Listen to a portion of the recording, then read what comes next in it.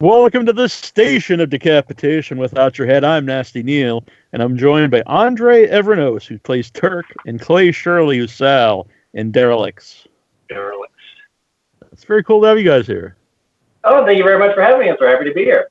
Yeah, I love Derelicts, by the way. Awesome. Thank you. Thank you. We appreciate that.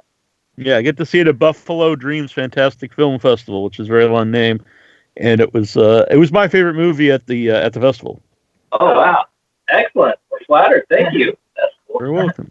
So, now you guys also were co-writers. So, did you guys know Brett, the director, before making the movie?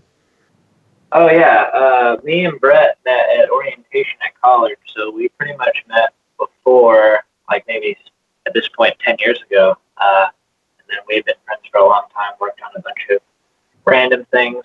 And he was like, "All right, we're gonna just do the real thing. You want to get in on this, Andre?" I'm like, "All right, yeah, sounds like a great idea." So yeah, we'd already been working together, really good friends.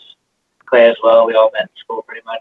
Yeah, the University of Texas has basically a student film program called UFA, and that's where I met. Again, Brett and Andre had already known each other through at orientation, and just kind of because they were going in as freshmen together, and I was going in as a sophomore, but we ended up meeting at that at UFA essentially, and did a 24-hour film contest together, and just kind of kept going from there, and just kept making whether it was projects for school or outside of school, and did some shorts outside of that, and the time just came to go ahead and pull the trigger on the feature. Yeah. Were those the other films you made, were they similar to Derelicts? Just in tone, were they like horror movies and stuff? I feel like we've always had a thing for horror and just like at least something weird. Definitely a heavy comedy element, but usually kind of a darker tone overall. We did this one short called Are We Men or Are We Coppers? That was just another kind of weird family-related cannibal infused batshit crazy short that, we basically just made of nothing, and it was just like a fun kind of school project. But I feel like that's kind of almost like, in a way, in retrospect, very much like a primitive version of Derelicts, even though I don't even think that was ever like an idea to expand that specifically, but you can see a clear kind of, backbone. Yeah, if you go back and look at that short, you can kind of see this rough version of Coppers, just kind of the general. There's, you got the table scene, a bunch of people sitting around, and a family dynamic. So some of that is there, but we've done that. We'd also worked on a short for the when ABC's of Death 2 had done a contest. Oh yeah. For they had thrown out, the letter M was kind of up for grabs, and so a bunch of directors submitted stuff for that, and we were in the final 12 at the end of it. We didn't actually make the cut, but they did put out kind of a supplemental special feature / side film, whatever you want to call it, called ABC's of Death 2.5, and so our short was on that. Ours was called M is for Mind Meld. Brett wrote and directed that also, so that was kind of I would say the stepping stone that it led directly to Derelict. I played the hand in that short. Oh, excellent. What a wonderful job he did. I'm a very professional hand actor. Very good. Well, if you ever do a new Addams Family, they know who can play a thing. Well, there's going to be the animated one now. Maybe I could do like the voice of the hand. Like I'll just be, like going across. That'd be a pretty sweet gig, I think. Oh yeah, I would take a paycheck, sure, for sure. So, did you, when you guys were writing it, did you guys know that Andre had played Turk and that Clay would play Sal? I feel like we did at a point, and I don't remember exactly when along the way we figured that out, but I think it just kind of seemed natural because my two kind of areas of expertise are writing and acting. So usually if I help write something or if Brett or Andre were filming something, I usually did some kind of acting thing with it. So we knew that I'd probably be in it to some degree. And then the same goes for Andre. And once it kind of came down to it, we just felt like those were the parts that we fit into. We really couldn't play anybody else. We were too old to play any of the kids, too young to play the parents, too young to play, Cap. So it just kind of was the spots for us, I think. Clay was always the actor in basically everything we shot back in the day. We're just like, oh yeah, we'll just get Clay to do blah, blah, blah. So yeah, that was kind of like we knew we wanted to be in it. I think Brett, we tried to get Brett to be in it too. He was like, I just want to focus on directing. I'm like, all right, that's probably good. It was a good call, definitely. Yeah, Brett didn't need something else to do. Yeah, that's very true. Yeah. But yeah, it was a lot of fun. Mm-hmm. Would have been nice for a little cameo. Maybe you could have killed Brett or something. Oh, he was supposed to be a hobo on the street for like one shot, wasn't he? Yeah, maybe we were gonna have a thing. We had an outdoor scene that didn't end up happening. Yeah. So when you are writing it and you decide, you guys are going to play those characters, does it change those characters then? Do you kind of write them knowing what you guys would be good at? I think no. I don't think that we really tailored anything to what we would be doing. In fact, as we wrote the script, I think we had a general projection for like how the characters were already going to be before we like decided for sure that we would play those characters. Yeah, we had just come too far, I think, with the characters to then kind of tailor that. And so when we were writing it, Sal writing a character that I at a point knew I was going to play, I never saw myself as it. I kind of had my own image of what Sal was, and then I just kind of had to adapt it in my own way. But so no, I don't think that, at least for me, that wasn't something we thought about as we were writing it. We just kind of dealt with it after the fact. When you're playing Sal, it always seems to me that like almost like your mouth's wired shut because you do all the lines with like your teeth together. Is that true? Well, basically, what I wanted to do with the character is it came to a point where I figured that he was probably someone who got hit a lot, probably like got punched in the face a lot for all kinds of reasons. So I just wanted him to have some kind of physical side of that, something to show that he's kind of been beat up a bit. So I just figured that jaw probably had taken some blows, and when I did that, it kind of altered my voice a little bit. Then I kind of worked with that and threw more into it, and that's just kind of how it ended up being. But yeah, the underbite just came from the idea that him having a damaged jaw. So where did the mask for Turk come from? Was that the original idea? How did you settle on the teddy bear? We had a bunch of versions. Like I had done a few various concepts. When the script, it was just basically a bag. We didn't do anything more than just he was had the old bag over his head. There's like a brown bag. Yeah, kind of the Friday the 13th Part 2 Jason type of deal. But we knew that we wanted to build off of that. So then, I feel like ultimately, though, it was just kind of like a weird miscommunication because I believe my first idea was like imagine a giant teddy bear and then the head of that was cut off. That was like Turk's mask was like the bear. But then when we were explaining it to the costume guy, for some reason he imagined just my face like inside a small bear to where like his body was my face. And we're like, might be on something. Yeah, it looked like really wild. I'm like, it's the way to do it. It's really unique, and it's kind of unsettling that it has the legs and the arms on the head. I've never seen anything like that. It's very, very bizarre. Kind of like a weird, sick gesture, kind of. Yeah, and thanks. We appreciate it. It was one of those things where I know once I saw it, it just kind of, you knew you had something. It was like, all right, that's unique, that's distinct looking, So I think that was an element in the pre-production that once we hit that, we kind of thought, all right, we're on the right track. Yeah. In the story, how is the mask like? Because it seems almost like it's glued on in parts. Like just in your mind, how do you think Turk, put the mask on his head, or is it just ripped off and just stuck on his head? Yeah, like I kind of imagine Turk probably just like put his head up the teddy bear's butt, and just like shoved it. But in reality, the bear we had, and like with the stuff coming out, like the mask, like I couldn't really fit around my head, so it did have like a tied kind of drawstring. But I don't imagine that Turk has the capabilities of like really tailoring a mask to fit in a good way. It's just kind of there. Mm-hmm. Talking to some of the actors who played the Derelicts, they mentioned having rehearsals and everyone getting together and also coming up with like backstories for the characters. So what was that experience like? Well, one thing I remember us doing, because Brett, would come up with little exercises that he would have us do to kind of get more into character. And one thing he did I'll be honest, I was really rolling my eyes at the time.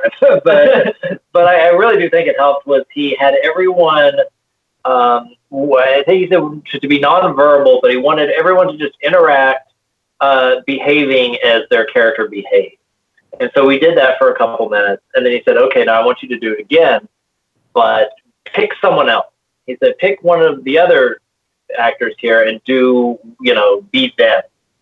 And so we did that, and I kind of realized in doing that everyone kind of seemed to have a better grasp as to what they were doing. I thought, I don't really have, mine wasn't quite distinct, essentially, and no one really is. So I figured, well, I need to really build off of here. So that kind of got my butt in gear to really come up with more stuff and do backstory. Even though, we'd written it, obviously, but to kind of get more into character's head backstory, because some of the backstory got cut in the process of editing the movie. We had some scenes that were a little bit more divulgent, I guess, of that information.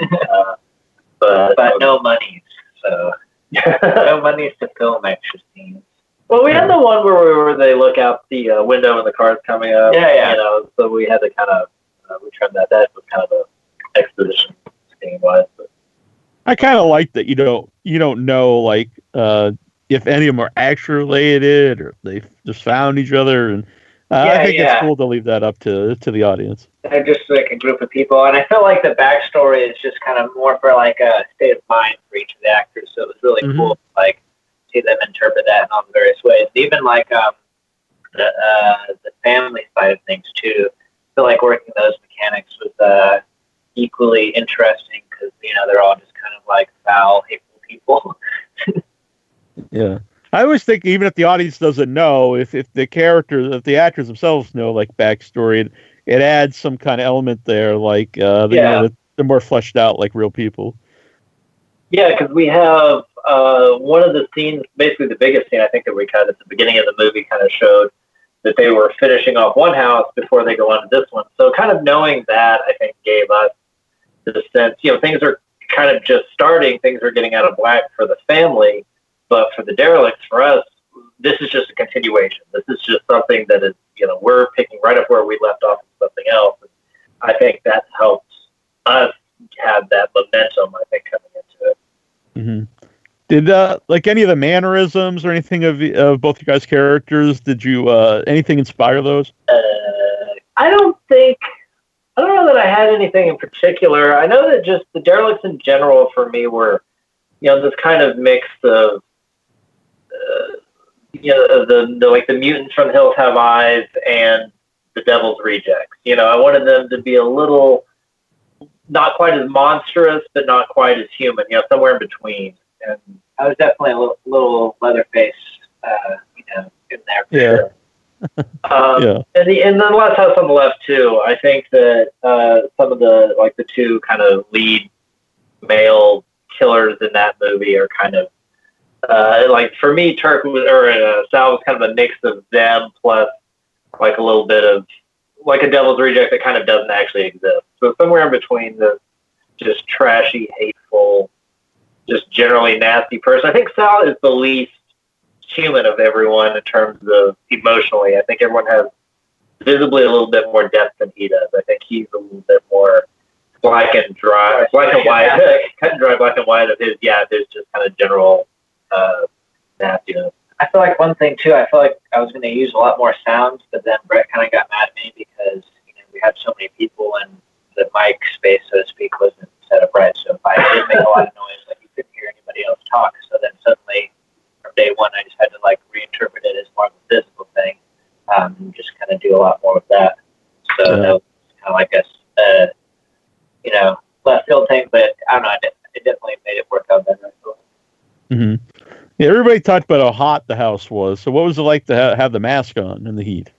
It's like, all right, counting down to like we're shooting in 5 seconds, and then I'll put the mask at like 10. So it's like 10, puts on mask, and then the countdown is before. Like I would put it on right before because, and then obviously while we're doing take after take, I would just kind of be stuck with it. Like I think go ahead. So what was that mask like then by the end of the shoot? See if you were sweating in it so much. It's still pretty gross. I mean, it's gross. I still have it. It hasn't been washed in like 5 years. It's just really itchy, but it looks cool. Yeah, definitely. So, how were you guys hands-on like the editing of the movie once you finished filming it? Yeah, I feel like so one of our really close friends, Matt Stryker, the editor, and he was also like the assistant director, like he and producer. He's done a lot of stuff.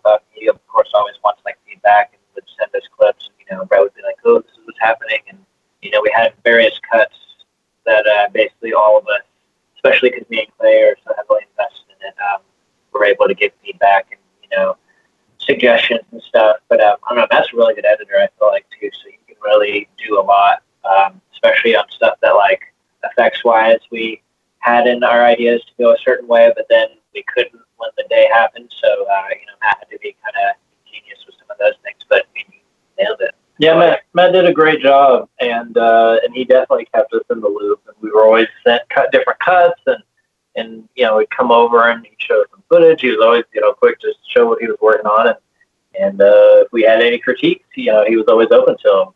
And I think he chopped it into something that was really, that was really impressive. I think he did a fantastic job. But the length of the movie doesn't bother me. To me, it should be any movie should just be as long as it should be. But was there any concern that it's too short, to be a feature? I feel like at a certain light, I kind of had that impression. But then, like nowadays, there's so many movies that are like way too long. I would much rather be on I agree. Than just have. I work in a movie theater still, and Clay used to work in the same one, and like having to work these movies that are 2.5 hours, and I'm like, this doesn't need to be this way. It's just making my life horrible. So we don't want to ruin people's day for like 2.5 hours. Not in one piece, at least. Give them like. I feel like the time we cut it down is just, out of necessity, but also I feel like it's just smoother. I would rather have it be really smooth. Yeah, when I first learned how short it was, I was a little apprehensive about it. I kind of didn't love it, but once it kind of became down to the question of what would you rather have? Would you rather have a longer movie that has some scenes that maybe don't quite work, or have a shorter movie but everything flows much better? It's like, well, at the end of the day, better to cut it. And that's one of the things I appreciate about it, is that I do think that we don't waste any time. I think that it starts and it doesn't really let up, and I don't think we have a lot of dead space, and it's 74 minutes well spent, I think. Yeah. So I would rather have that streamlined quality than have bloat and stuff you don't need for the sake of what, just having a longer runtime. I guess. Oh, I agree 100%. I mean, you get a lot of screeners for the show, and you could totally tell when something's just entirely too long, and it ruins, it ruin the movie, because like, this would have been good. Those movies, they just towards the middle is when they lose you, and then it's like, all right, now I'm just kind of checked out for the rest of it. Mm-hmm. It's good to see another Thanksgiving themed horror movie, because there's a real lack of them. Yeah, for sure. Yeah, we knew that we wanted just something that was going to have a bunch of, the family was going to be together, and the Thanksgiving, I think, had some good themes when it came to, considering it's a band of homeless people, and what some people have, what some people don't have, and, the class aspect of it. And because we did be a holiday, we talked about Christmas for a little bit, but I think Thanksgiving just felt much more appropriate. Yeah, I agree. What I was going to say. But I mean, I love Christmas horror movies, but there's a lot of them. I think there's there's plenty horror movies. I think we wanted to be a little bit more unique, have some kind of angle, as it were. Mm-hmm. Yeah, and I suggested the movie to Joe Bob Riggs when I had him on, when he was right before his Thanksgiving. Nice, awesome. So I told him he should see Derelicts. He said he would check it out.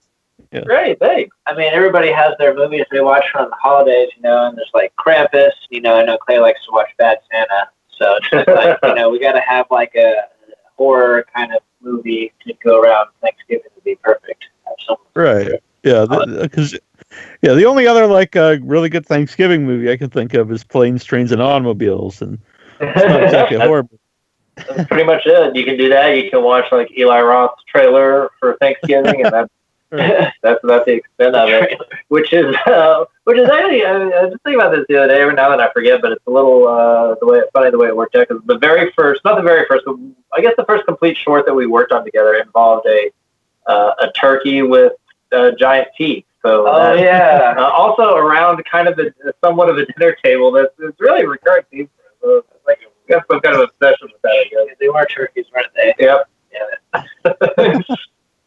What was the turkey in Derelicts? Sorry?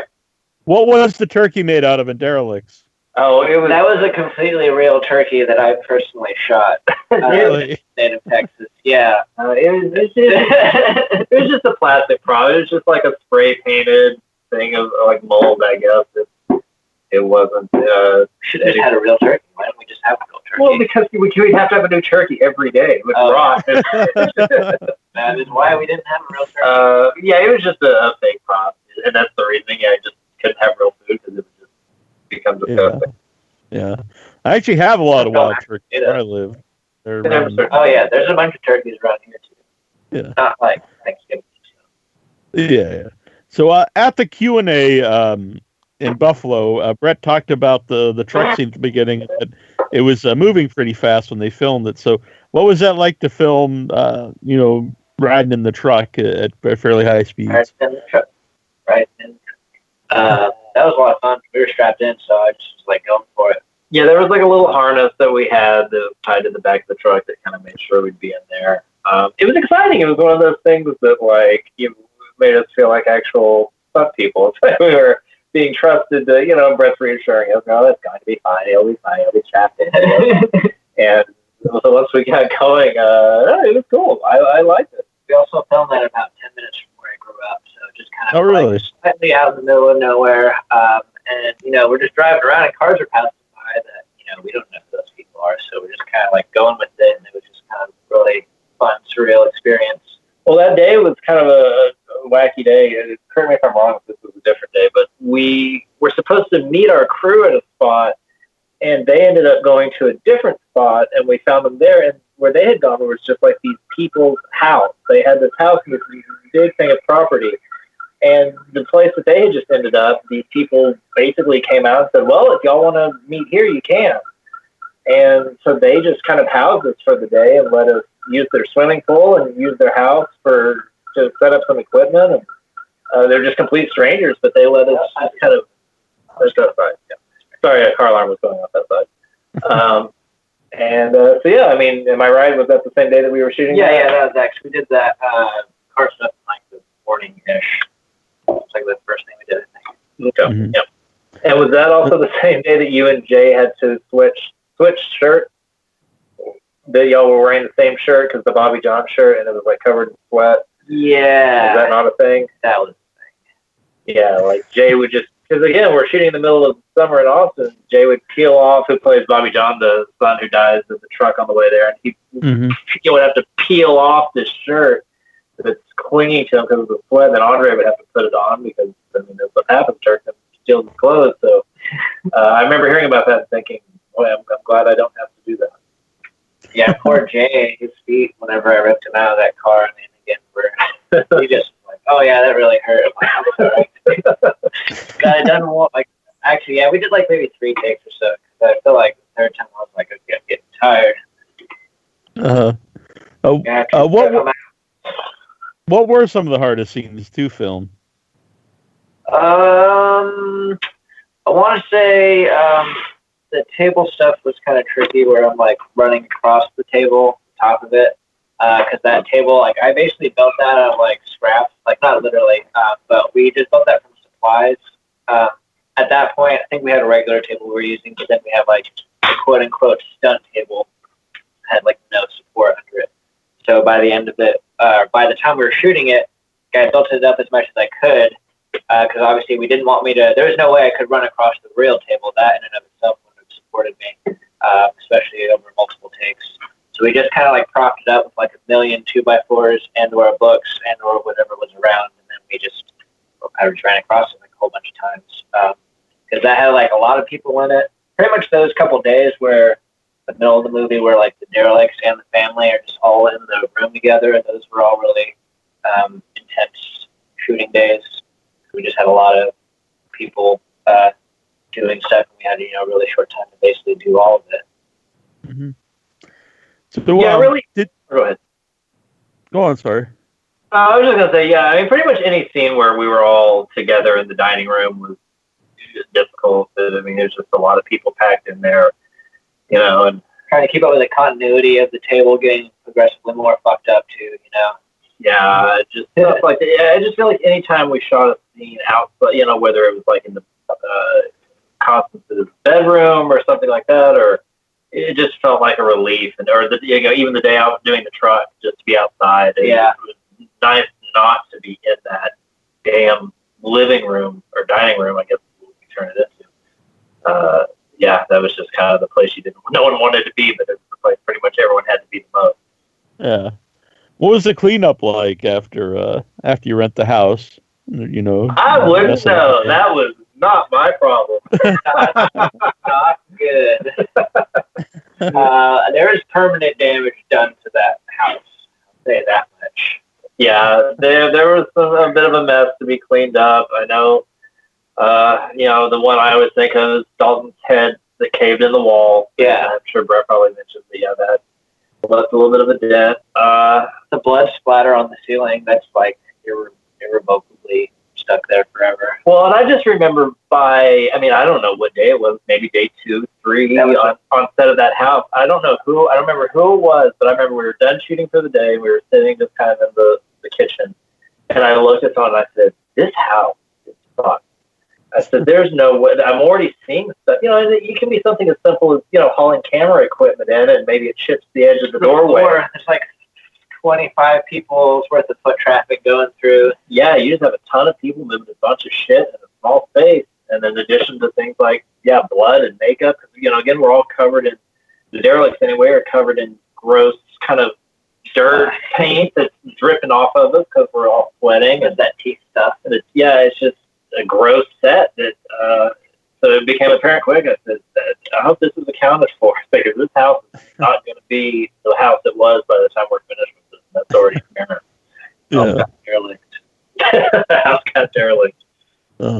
Did either of you guys make any of the festivals? What was the one? I went to the one in California. That was the one I decided to go in on. Yeah, Andre and I went out to Santa Rosa, which was neat.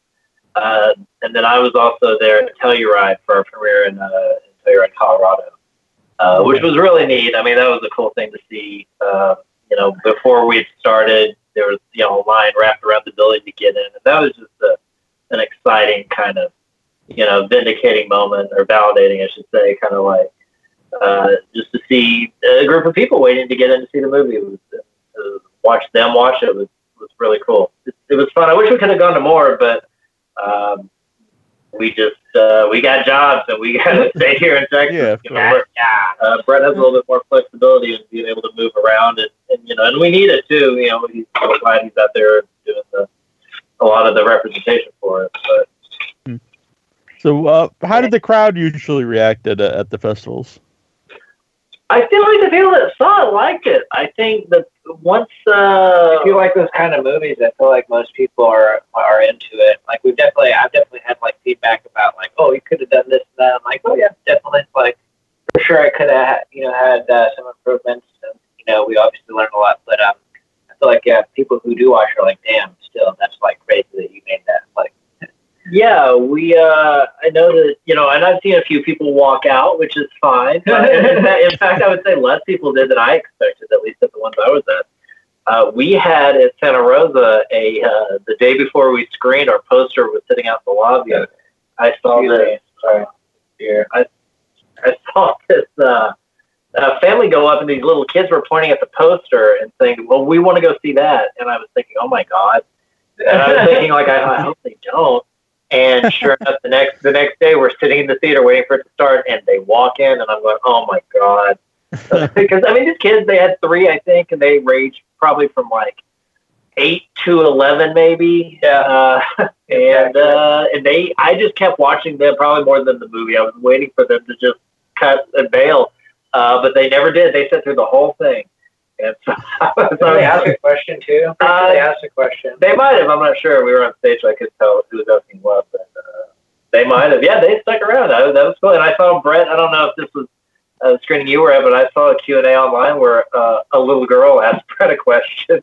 She asked a couple questions, actually. Were they good questions? Yeah, they were, actually. She asked better. That little girl asked better questions than like 90% of Q&As people ask. I think that might have been the one I was at, because I think the guy who runs it, I think it was his daughter. Oh, okay. Oh, nice. She knew what she was doing. Nepotism is life. Wow, of course. Right. So, what kind of horror movies were you guys into before you started making your own? All the good ones. Good answer. Alex and Adam too. I think like a lot of my favorites. My favorite horror movie in general is Texas Chainsaw Massacre. I think that probably comes through pretty clear. I think we all really like that movie, and especially for me and Andre, who grew up in Texas. Brett's a Jersey boy, but I think that's the big one. Evil Dead 2 for me for sure. I like a good dose of like comedy, but also just like spooky elements. Lots of violence, bodily fluids. Yeah, I'm a big slasher movie guy too. My favorite series is Friday the 13th, but I like all of them. Love big Scream guy also.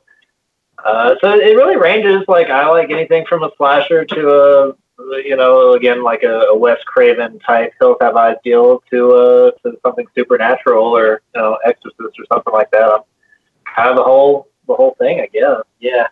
All the horror movies. We love The Thing too. If we're going to talk about sci-fi, The Thing is one of mine and Andre's both of our favorite movies. We're actually going to play the Thing board game tonight with some people. Oh yeah, there's a bar near here that at the Alamo. It's a fantastic game. Yeah. We do it about once every couple months or so. They have pretty good at it now. It's a while, yeah. A friend of mine got it for me for Christmas one year, and I bring it with me to the conventions, and using the hotel play. And it's a great game because it encourages like lying and and it's fun. Like I remember last time we played, we like burnt one of our friends. We all thought they were the Thing, and burned them up, and then it turned out they weren't. And then I just thought it was very funny that we just in a game, but we Clay totally got someone innocent person. Wait, tell them about that last game we played. Well, the last one we did, I was at the end of the game, I was elected to be the person to choose everyone for the helicopter, and everyone voted, that I should be that person, and I was the Thing. So, from that moment, everyone lost. I was like, oh, great. But then you also he could do the blood test. So you asked like a couple people, right? You asked me and you asked someone else, and then it turned out I was also a Thing, and I didn't know he was, right?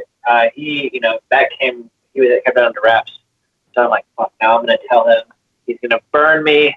It's going to be over. And then he just goes, oh, okay. And then he sits down and he goes, all right, I choose Andre, and blah, blah, blah. And I'm like, oh, what the fuck? I was taking as many things with me as I could. Yeah. And then it was great. Yeah. Yeah, it's an amazing game, especially if you have to have a bunch of people to play, but it's a great game. Oh, yeah.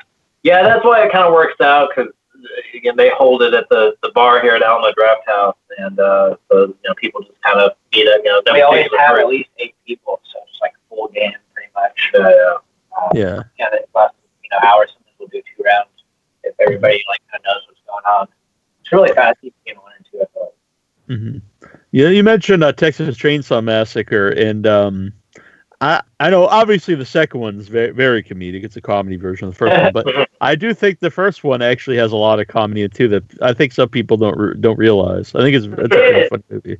It's kind of in the same way that I feel like that last time we watched Last House on the Left, and I really realized that whole 2 cops with the chicken coop shtick. This is really out of place, but for some reason it was very common in those kinds of movies. That's funny. Funny you mentioned that because I had an actor on early in the year for I forget the name now. From that, and when I watched it for the interview, I was like, "This is way more funny than I remember it." Like you think of it as a super dark movie, but I was like, and it is a really even the music they play and stuff. Yeah, just this really who thought maybe like Wes Craven was like, all right, we gotta do something. I don't even care. We got chicken coops. Let's just throw the chicken coops. Uh-huh.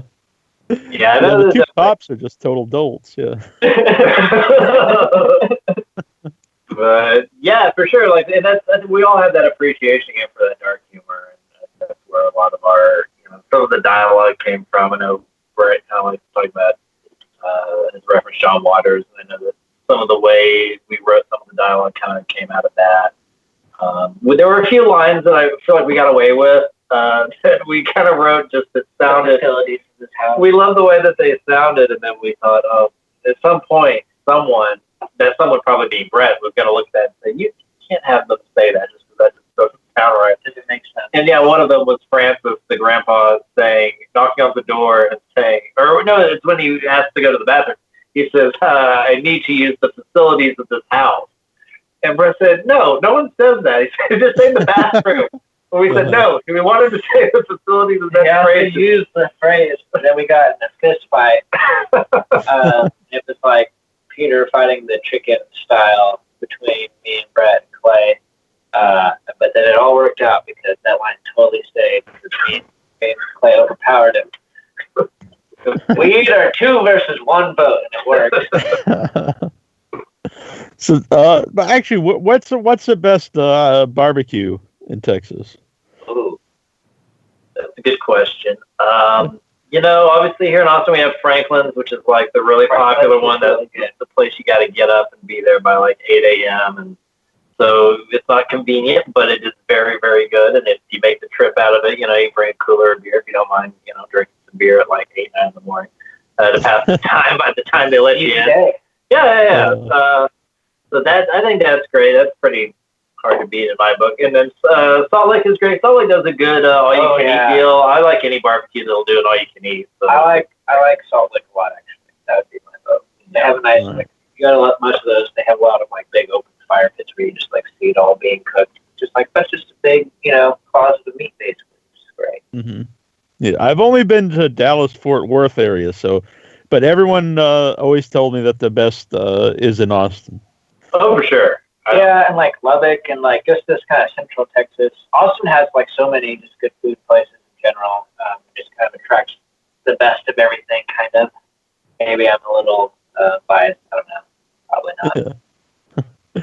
So where do you guys know where Derelicts goes from now? Because I know it's I think it's finished the festival run. So do you know what's going to happen with the movie? We would know less than others. We're not as much on the business side of things. I know that Brett and our producer Udoy have been talking to people. We get little updates. That sounds like I keep hearing that we're talking to some producers reps. Yeah, it's kind of vague, but sounds good. So we're getting closer to some kind of deal. But again, just for my own mental health, I tend to stay out of that particular side of it. Everybody loves the movie, Clay. Everybody loves the movie. Well, a lot of people do, not everybody, but that's the good thing. If we made a movie especially this kind of movie that everyone really likes, I'd go, wow, we definitely made a mistake at some point. Yeah. Like I said, we haven't gotten as many walkouts as I thought we should. I wish we'd gotten more walkouts. It would be more gruesome. The fact that the family handled it. Everybody there'll be many hands get chopped off. Not just the fingers, the hands. And the feet too. Yeah, it's a great cast all around because I don't think there's really any like throwaway characters. All the Derelicts, all the family are all really well performed. Well, thanks. We definitely. Yeah, I think we really liked all of our characters too. I think coming up with everyone was fun. It's fun writing everybody. Yeah, and you would almost think that the Derelicts would be the more fun group to write, but I think probably the family was a little bit more fun to write just because they were. I think that we just allowed ourselves a little bit more room for the comedy there. The family, in some way, is still more gross too. I don't know, something about the way they are. Just I don't know. Yeah, someone I don't know who said it, but I think it was just the script. I think we tried, but someone said this script has this angry sexual grossness to it. I was like, yeah, I guess so. It works. Yeah. Well, so it was very cool to talk to both of you guys, and I hope people get to see Derelicts when they can, because I thought it was great. I think it's no spoiler here because we're gonna do our best movies of the year, but it's probably gonna be mine. Ooh! Oh my gosh! Yay. Thank you very much. We appreciate it. Awesome success. But yeah, we want to get to that point where because we want to tell people to see it and stuff, but at this point, they actually can't. So right. It should be. We can do some kind of on demand. Yeah, we just want to be able to do something to where people can see it. And anybody listening likes the movie and wants to do that. But yeah, thank you so much for having us. This was a blast talking. Yeah, thanks so much. Thanks. Do either of you guys have social media that people can follow? I have a Twitter account, which is just my name, at Clay Shirley. I don't do a whole lot of tweeting. I do mainly retweeting of just things that I find funny. There's a Twitter account called Nihilist Arby's that is one of my favorite things of all time. That just says some kind of horrible, how we're all going to die and life is meaningless and also eat Arby's. That's very uplifting. Yeah. Okay. Yeah. But yeah, that's where to find me. We're not the biggest social media people, so. But Derelicts, I know we also have a Twitter account and Facebook page for that, so y'all can check that out. Just Derelicts movie, Derelicts film, just pop it up. Very cool. Well, thank you guys both. It's been awesome, and I love the movie. Thanks again. Thanks for having us.